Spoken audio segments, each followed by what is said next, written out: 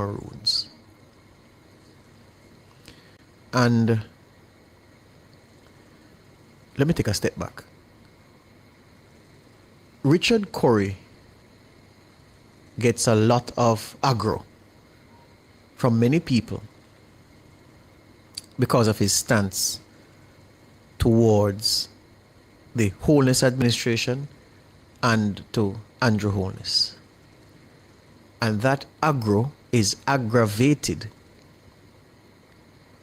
by his perceived, well, it's not perceived, his support, open support for the PNP, which became evident in his unprecedented for a Maroon Chief to mount the PNP's platform at their annual conference and deliver a speech / endorse the PNP in their tilt at national leadership.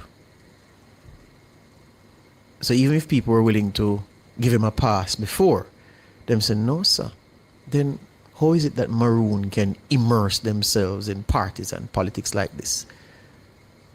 This man is on to no, is on a hiding to nothing. And that's the moment that many people wrote Richard Currie off. And they don't want to hear anything from him. They see him and they get suspicious. They treat him with resentment, suspicion. And they want to hear nothing from him. And it's unfortunate, but it's a situation of Currie's own design. Because I don't know if the cause of the Maroons was helped by that conference appearance in 2024. And he would know that in this space, if you're advocating for a group of people and you're their representative, you're their leader, which he is, then as you advocate, as you agitate, you will butt heads with those in the established and official leadership and authoritative leadership. You will butt heads with them. So it helps you to win, to court and win public opinion if you are not seen to be partisan where the country's politics is concerned. And I think that was a miscalculation on Currie's part. So whether I'm a Labour or a PNP, it shouldn't come out on any platform. That should be a private consideration. Unless he believes that the open way in which he demonstrated his support for the PNP would have advanced the cause of the Maroons. I am saying I don't see anything, any evidence of that. Perhaps he would differ. Yeah? So that's at the root of the feeling of many people towards Currie. And then no, this business of the Prime Minister touring a compound and saying the things that we all know the Prime Minister said, and then Currie's letter to the Prime Minister. Didn't know before this morning that he actually wrote those thoughts into a letter which he sent to the Prime Minister. But we did see his social media post. That has just sent people further away from him and hardened their position that he's not someone they want to have anything to do with and that he must be dismissed. And because of that, a lot of things have been said about Currie himself. You know, people dismissing his bona fides as leader of the Accompong Maroons, despite there being no controversy about his ascension to that post. People dismissing him as a blabbermouth, a earhead, someone who has forced himself on a people and is unworthy of the distinction of Maroon Chief, someone who the people can do better than listen to, someone who does not deserve to be a leader of men and women and to be an advocate on behalf of a people and a community. Well, I'm here to tell you this morning that the Richard Currie that so many of you dismiss along those lines is not the Richard Currie I know. And I know in the past I may have said something about him already, that I think I need to just reestablish for those who get caught up in the swirl of negativity around his name and those who dismiss him offhand as even some as almost like a madman, like an idiot. That's not the man I know and have known over these years. And I can tell you he's not an earhead. For instance, I said to Tawna this morning off air that in the history of the Faculty of Business and Management at the University of Technology, my alma mater, and specifically, well, that faculty had two schools in my time. It had the School of Business Administration, which I attended for 4 years, and it had the School of Hospitality and Tourism Management. So it had BizAd and HTM in the Faculty of Business and Management. In the history of the whole faculty, and that faculty is the most subscribed faculty in UTEC's history since 95, I think, when it transitioned from CAST to UTEC. And even before, but let's just use 95 as the benchmark. In the history since 95, if you are to go to that faculty and check the academic performance of all of the students, the thousands of students who've passed through, I think Richard Currie, based on his academic performance, would be in the top 10 all time. That's how good he was as a university student. He was a model student, one of the brightest men to set foot on the campus of the University of Technology, Jamaica in Papine, St. Andrew, without doubt. You have many people who see him now and can't believe he's the same person because they'll say, I never knew him could have talk. The man didn't talk. Walk from the dorm to the classroom, book under his hand, to the classroom, out of the classroom, back to the dorm. He was a baller as well, a footballer, one of the best footballers at UTEC. And UTEC have top footballer, pure wicked baller used to go UTEC, especially in that time, the all-conquering BizAd team. He was a general in that football team. Very disciplined and an outstanding student. The bright people in his year, in his faculty, in his school, they saw him as the bright one. And so this is a man that you shouldn't dismiss offhand just because you don't like his posture. At least grant him the respect of not dismissing his intellect. No, I am not saying that you are wrong to feel any way you feel about him. That's not my business how you feel about him. What I am saying is that he's not to be dismissed as an earhead. He's not to be dismissed as someone who has foisted himself on the Maroons and who doesn't have the brain power to make right decisions and to lead a people in the right direction. I'm just saying that that is not that man. You have many people in the society occupying positions and they don't have the brain power for it. You wonder how them get the position. They know somebody or they manipulate a process and they find themselves as leader. Not him. But the decisions he's making is what I wanted to judge him on. And however you feel about that, fine.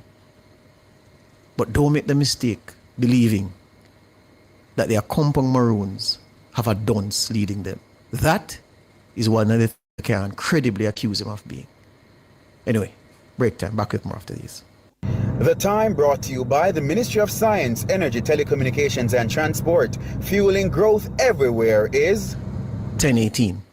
This season is the time. Digital is gifting smiles. Gift a smile, gift a smile, gift a smile. 64 people to win a grand prize. 250K to help you to gift a smile. Plus groceries and farming supplies. Keep your loved ones in mind. Gift a smile. Sharing the love from me to you. Samsung tablet video and your crew. Gift a smile, gift a smile.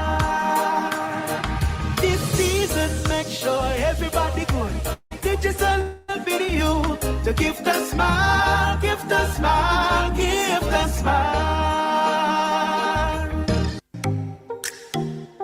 You ever stop and think if something happened to your loved one, how you'd manage? Funeral costs not cheap, but with the family indemnity plan and critical illness rider from Kuna Caribbean Insurance, coverage start at just $422.40 a month, cheaper than a box of food. And the best part is, you don't need no medical to sign up. So link your credit union today or visit kunacaribbean.com to get the protection your family deserve.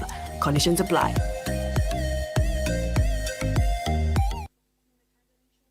Cliff Hughes online, sitting in for Cliff, who's a bit under the weather today. He should be fine for Wednesday morning. You know, somebody may ask, so, you know, George, you're talking about the man as if you know. I actually do. He was a year ahead of me, or was it 2? 30, I think he was 2 years. Yes, he was 2 years ahead of me in university. So we were in the same faculty and in the same School of Business Administration, both BizAd men, BizAd dragons. So I know. So it's not somebody would tell me. And his respect was so deep in the school that his sister, who came after, and a brother who came even later, when they said the last name and people say, oh, Richard Currie, are your sibling? And them say yes. Immediately, respect that he commanded was extended to them. So they benefited from that. That was the measure of the man. I'm talking about an immense student and role model at university. That is the person now people are saying is a dunce. And I'm telling you, he's not. Anyway, so I've settled that. Looking though, I mean, I don't know from what perspective the full Maroon Council discussed this issue of the assistance from the JDF. Because a compound is not somewhere else. There's a place on Shortwood Road in St. Andrew named someplace else, an apartment complex. You know, driving up before you reach the intersection to go Cherry Garden or to take left and go to Manor Park, before you reach up there, there's a place called someplace else, across from Stella Maris Church. That's someplace else, but it's still Jamaica. A compound is not someplace else. So I'm struggling to understand, and I'd love to hear from the Maroon Council, Currie or whomever else.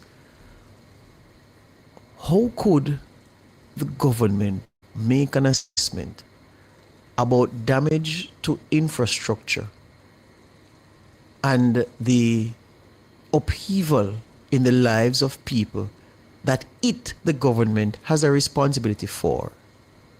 Make that assessment. On the ground, make a prescription. On the ground, identify those arms of the state which should immediately begin working to fix the situation. And then the community leadership saying, boy, we don't want the help that you are sending. That one is beating me this morning. I don't know, because in neighboring states. So, all right, let's remember where we're picking now. Place a compound was an independent country. And Holness, the Prime Minister of independent Jamaica, travels to neighboring country a compound and say, boy, President Currie or whoever, please mash up bad man and so forth, so forth. You know, on behalf of my people, I want to donate some material. You know, our taxpayers work hard for their funds and we have our own damage there because the same weather event that damaged you caused damage to us as well. But we're going to use some of those resources that the Jamaican taxpayers have funded. We're going to divert some of them to you. And we're also going to lend you some personnel experienced in engineering and the like. And they have their own heavy equipment and everything. We're going to send them over to assist you to get back to normal, all right? And Holness travels back to independent Jamaica. Then he gets some communication from the head of independent compound to say, Prime Minister, boy, love good seeing you, and really love the interchange and everything, and my people send their regards. But on the point of what you said about the assistance you're sending, we're going to forego the personal part of what you said. You know, thank you just the same, but the guys that you are sending, we don't think it's right for them to come to our country at this time. On the point, though, of the materials that the Jamaican taxpayers have allowed you to buy, we still accept those gifts. I give my regards to the people of Jamaica. Have a good day. In that situation, then, you know, you have a right to say you don't want the assistance. But Jamaica and the compound are not indivisible. Well, are not some things you can divide, rather divisible, yes. They aren't divisible. They are indivisible. A compound is Jamaica. And the political leadership in Jamaica at this time is the Holiness Administration. The Prime Minister has made a direct assessment himself. Why is it that, to the point the Prime Minister made about Auburn Hill and the Ministry of Industry, Investment and Commerce going in and immediately helping those who operate small businesses in a compound? So you're going to give them the generators, you're going to help them with them refrigeration needs, you're going to give them stock, and we know, because we specified those questions to Auburn Hill when he came here. Are you going to buy back stock for those who lost stock and don't have the capital to restock them shop? Him say, yeah, man. Is it that the Maroons still want that assistance? The stock, the generators, the refrigeration help. But you don't want the soldier them. I don't know. That for me, it is so unbelievable that I'd love to hear the full Maroon Council or their leader explain what was laid on the table as a resolution and what prompted them to come down on the side of, we will take this thing, we will take the materials, but we don't want to soldier them. As Minister Green said this morning, what is ironic about that? There are members of the JDF who are from a compound. So those are what? Dual nationals. Them have 2 passports. They've sworn allegiance to 2 leaders. I don't know. Without more, it just seems ridiculous. And I got a bit of clarity this morning. Minister Green saying, yes, we will proceed with applying the measures we believe are needed in a compound at this time, notwithstanding what the community is saying. In other words, it's almost like the neighborhood watch. Right until the Prime Minister, office of the Prime Minister say, yeah, the thing we're not going to do in the community, no, we don't want it. Have a good day. Yeah. Anyway, let's go to the phones early. 630-9371, 630-9372, 630-9373, 630-9374.